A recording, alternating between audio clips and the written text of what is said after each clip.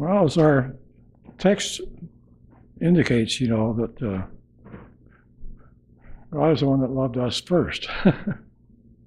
And one of the things we want to study a little bit about is 1 Corinthians chapter 13. It's referred to as a love chapter. And I have some information that was given to me for that. And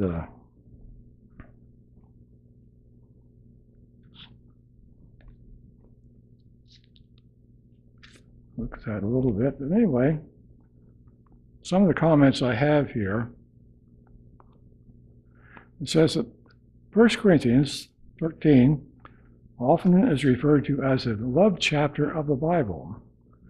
The New Testament uses several Greek words for love. The focus of 1 Corinthians 13 is agape. Agape is a godlike love that is holy. Agape love is seen as an act of the will, as not based on feelings or circumstances. 1 Corinthians chapter 13, verses 4 to 7 describe 15 characteristics of love. In Greek, all 15 characteristics are verbs. Shown in the chart below, you can't see the chart because I don't have enough for you. But anyway, you have 1 Corinthians chapter 13. And if you look at verse 4, let's just read that. Verse 4, 5, 6, and 7. And we'll go through them a little bit then after that. 1 Corinthians chapter 13, verse 4 starts out, says, "Charity suffereth long, and is kind. Charity envieth not. Charity vaunteth not itself, is not puffed up, doth not behave itself unseemly, seeketh not her own, is not easily provoked, thinketh no evil, rejoiceth not in iniquity, but rejoiceth in the truth, beareth all things, believeth all things, hopeth all things, endureth all things." So some of those characteristics of love, we'll look at that a little bit here.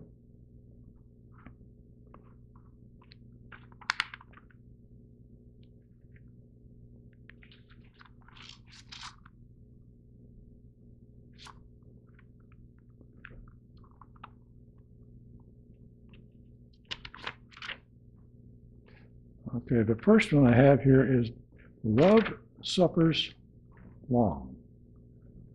And it says, the verb used here means to suffer long. We would probably use the word patience.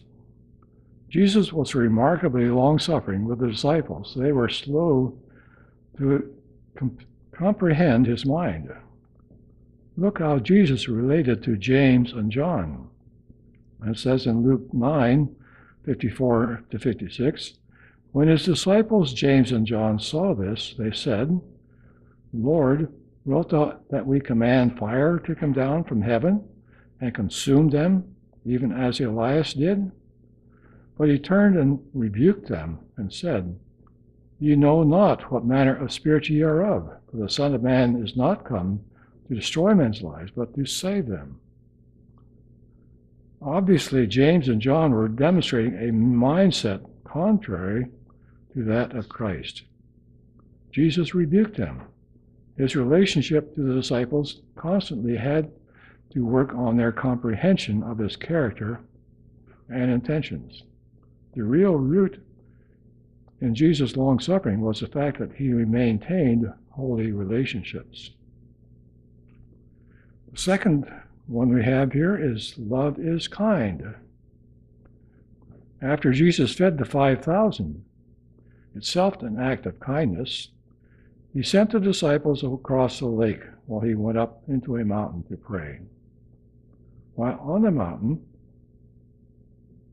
he saw them toiling and rowing, for the wind was contrary unto them.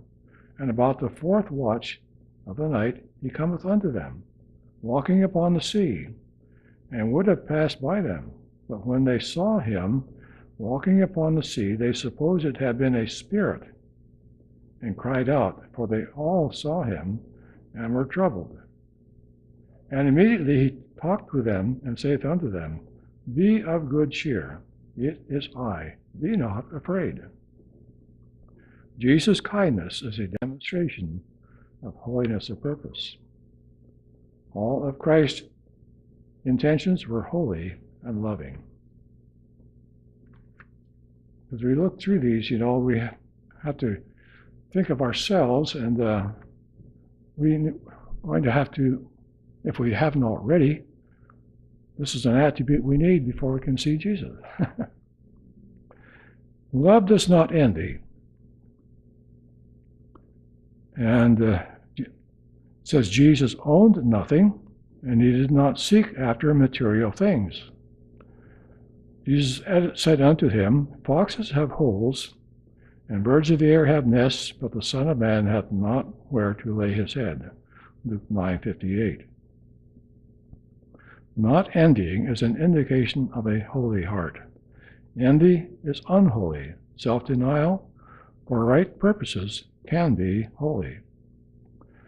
And love does not brag. Now this is, you use the word brag, but actually the word used here is vaunteth, not itself. But it's a similarity there. Love does not brag because it is more other-conscious than self-conscious. The central consciousness of love centers on others. Jesus said in John 5:30, I can of mine own self do nothing. As I hear, I judge, and my judgment is just, because I seek not my own will, but the will of the Father which has sent me. Love cannot brag, because its speech is holy.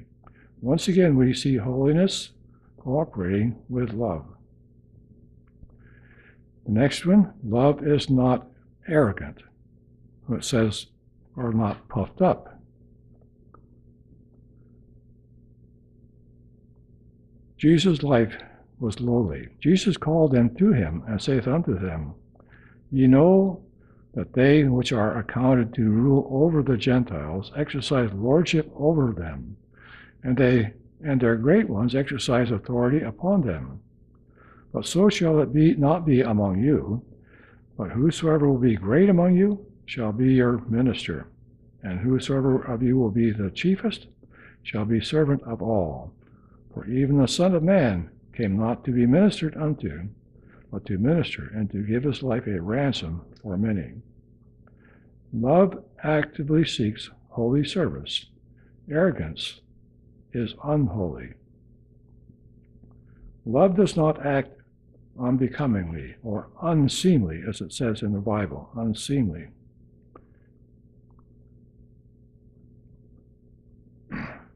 Jesus was to be the teacher of the day in Nazareth.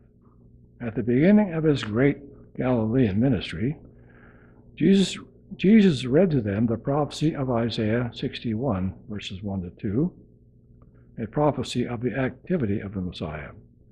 After the reading of the scroll, Jesus began his teaching by announcing that he was fulfilling the prophecy.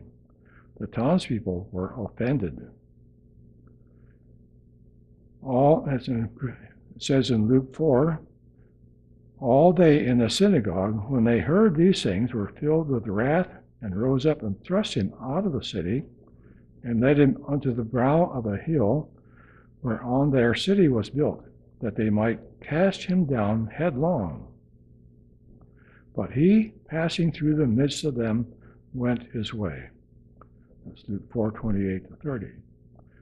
Jesus certainly had the power to do what we find among the mythical gods in other world religions, to kill his enemies, to disappear, or to fly away. But Luke tells us that Jesus simply passed through the crowd and went on his way. You see the elegance in his behavior? Jesus always exhibits a royal dignity that sees his nobility.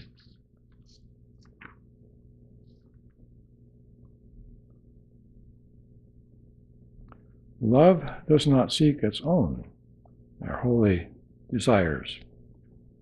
Love does not seek its own. After the Lord fed the 5,000, the crowd tried to make him king. But when Jesus therefore perceived that they would come and take him by force to make him a king, he departed again into a mountain himself alone. John 6:15. Many things were within his reach, but Jesus never reached for them. Love cannot seek its own position or pleasure. Love has only holy desires. And next, love is not provoked. Our temperament. Jesus spoke an amazing warning to Judas 1 year prior to his betrayal. Jesus answered them, "Have not I chosen you 12, and one of you is a devil?" John 6, verse 70. Jesus continued to walk with Judas that year, yet the Lord never demonstrated spite toward Judas. Even Jesus' last words to Judas were calm. He said, "What you do, do quickly." How could Jesus maintain such calmness in the face of monstrous treason? Love is not easily angered because it has a holy temperament.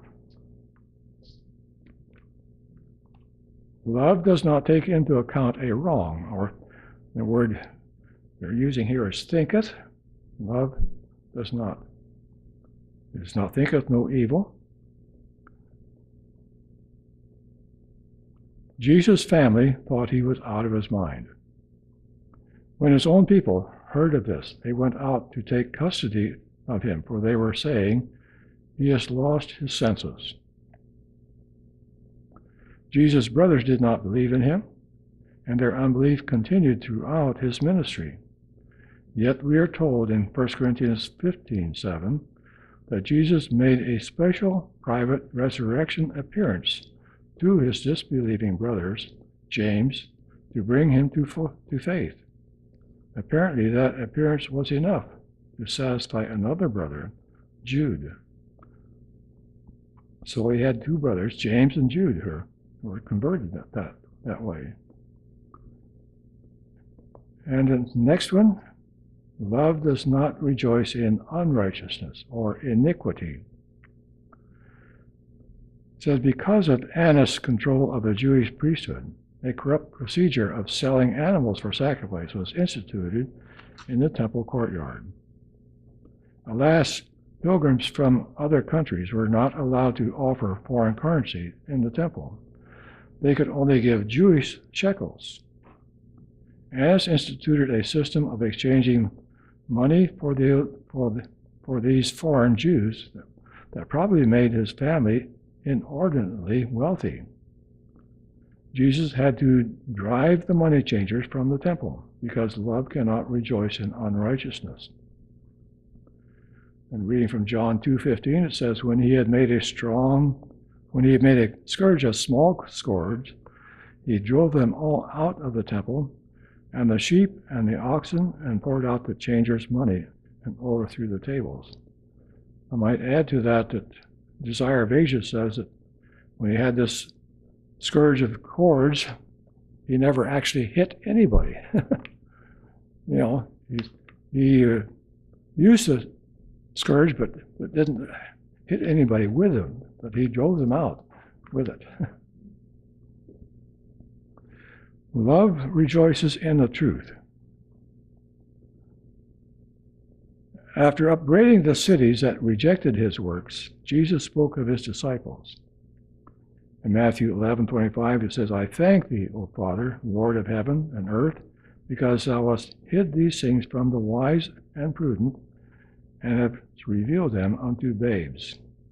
Jesus was delighted with their recognition of truth regarding his person and his works.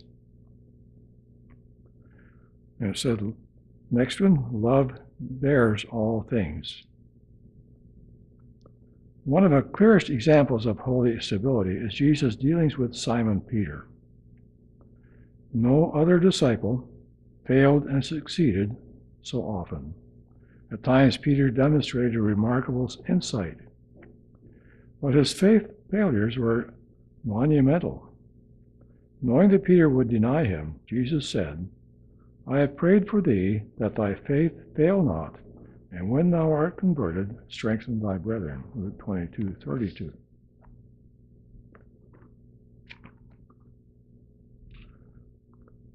Next, love believes all things.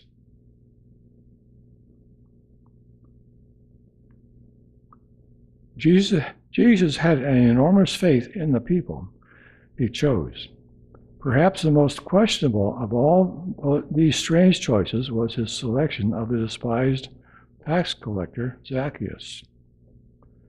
When Jesus came to the place, he looked up and saw him, and said unto him, Zacchaeus, make haste and come down, for today I must abide at thy house. Because Jesus believed in his holy potential, Zacchaeus acted out a total repentance. Most of us would not have selected the unpredictable person Jesus chose. Often we choose high and mighty people. Jesus, however, did not choose as the world does. Jesus had holy values. Next one, love hopes all things. Jesus' anticipation that the unstable Simon would become Peter, and I have to disagree with this next statement, Peter the rock, I can't disagree with that, is an indication of the kind of hope he wants us to have. And then they use the verse, Matthew 16:18. I say also unto thee that thou art Peter, and upon this rock I will build my church, and the gates of hell shall not prevail against it. And I ask the question, who is the rock? Peter was not the rock. Love is not always required to think the best of a person's current condition. Love sees the full development of its own cultivation and knows that God's work in the individual will be completed. Love has holy expectations. The next one and the last one, love endures all things. The outstanding example of endurance in all the Bible is the fact that the mighty power of God did not interfere with Jesus finishing the work of the cross. Thinkest thou that I cannot now pray to my Father, and he shall presently give me more than 12 legions of angels? Matthew 26:53. Jesus finished what he began. Jesus endured the most vigorous agony any human being ever suffered. Love perseveres because only perfect love will make a holy sacrifice. Well, that concludes that section I have there. Let's see what I have next here.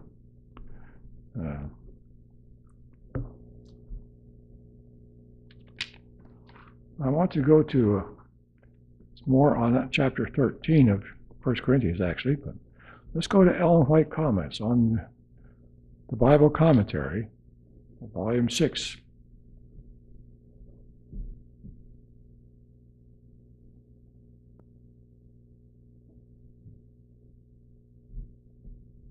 Volume 6, and it's page 1091. Page 1091.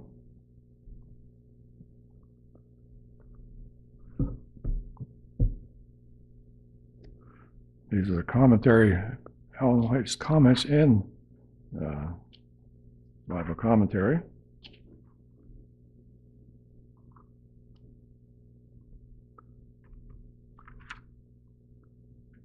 Chapter 13 of 1 Corinthians. And she says, read this chapter every day. Every day. The Lord desires me to call the attention of his people to the 13th chapter of 1 Corinthians. Read this chapter every day, and from it obtain comfort and strength. Learn from it the value that God places on sanctified, heaven-born love, and let the lesson that it teaches come home to your hearts. Learn that Christ-like love is of heavenly birth, and that without it, all other qualifications are worthless. An expression of obedience. In the 13th chapter of 1 Corinthians, the Apostle Paul defines true Christ-like love. This chapter is an expression of the obedience of all who love God and keep his commandments. It is brought into action in the life of every true believer. This is letter 156 and 1900. And then she comments about verse 1. And she says, God holds the balances. It is not the ready speaker, the sharp intellect that counts with God. It is the earnest purpose, the deep piety, the love of truth, the fear of God that has a telling influence. A testimony from the heart, coming from lips in which is no guile, full of faith and humble trust, though given by a stammering tongue, is accounted of God as precious as gold.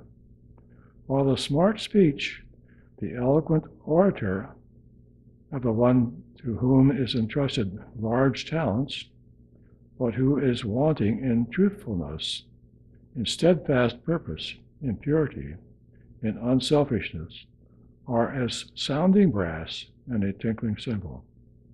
He may say witty things, he may relate amusing anecdotes, he may play upon the feelings, but the Spirit of Jesus is not in it.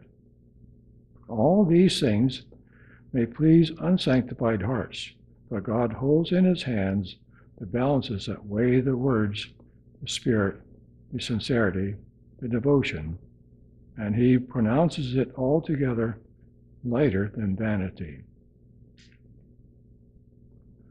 And I have to go to another commentary for verse 5 of 1 Corinthians, which is taken from Proverbs, chapter 16 and verse 32. And actually, Proverbs 16, verse 32, the verse says, he that is slow to anger is better than the mighty, and he that ruleth his spirit than he that taketh a city. That's Proverbs 16:32, and this will be on page 1160.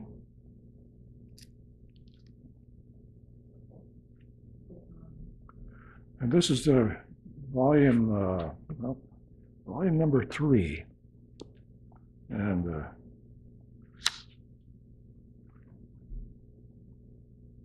in the chapter on 16, verse 32.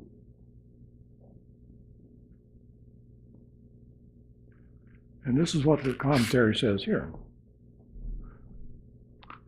How to be stronger than kings or conquerors. Is Christ using cutting words, stern criticism, and unkind suspicion toward his people who commit faults? No, he takes every infirmity into account. He acts with discernment. He knows every one of our failings, but he uses patience, for otherwise he would have perished long ago on account of our bad treatment of him. The greatest insult we can inflict upon him is to pretend to be his disciples while manifesting the spirit of Satan in our words, our disposition, and our actions.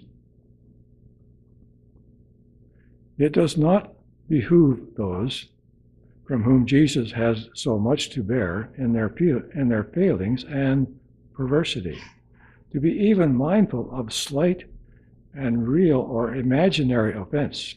And yet, there are those who are ever suspecting the motives of others about them. They see offense and slights where no such thing was intended. All this is Satan's work in the human heart. The heart filled with that love which thinketh no evil will not be on the watch to notice discourtesies and grievances of which he may be the object. The will of God is that his love shall close the eyes, the ears, and the heart to all such provocations, and to all the suggestions which Satan would fill them. There is a noble majesty in the silence of one exposed to evil surmisings or outrage. To be master of one's spirit is to be stronger than kings or conquerors. A Christian leads one to think of Christ. He will be affable, kind, patient, humble, and yet courageous and firm in vindicating the truth and the name of Christ. We must consider as our enemies all those who do not receive us with a smile upon their lips and with demonstrations of love. It is much easier to play the martyr than to overcome a bad temper. We must give others an example of not stopping at every trifling offense in order to vindicate our rights. We may expect that false reports will circulate about us, but if we follow a straight course, if we remain indifferent to these things, others will also be indifferent. Let us leave to God the care of our reputation, and thus, like sons and daughters of God, we shall show that we have self-control. We shall show that we are led by the Spirit of God, and that we are slow to anger. Slander can be lived down by our manner of living. It is not lived down by words of indignation. Let our great anxiety be to act in the fear of God and show by our conduct that these reports are false. As ourselves, it is the weak trees and the tottering houses that need to be constantly propped up. When we show ourselves so anxious to protect our reputation against attacks from the outside, we give the impression that it is not blameless before God, and that it needs therefore to be continually bolstered up. Avoid intoxication through wrath. One class have come up without self-control. They have not bridled the temper or the tongue, and some of these claim to be Christ's followers, but they are not. Jesus has set them no such example. When they have the meekness and lowliness of the Savior, they will not act out the promptings of the natural heart, for this is of Satan. Some are nervous, and if they begin to lose self-control in word or spirit under provocation in our brother's welfare. As we learn more about him, knowledge will quicken into understanding, and understanding into sympathy, and sympathy into love. Thus we may learn to love another, even when to do so seems most difficult. Like it says, it's easy to love the ones who are lovable, but the stranger, the ones we have not, we're to love them just as well. I don't think I have anything more to add to that. There's more to be added, but I don't have any more.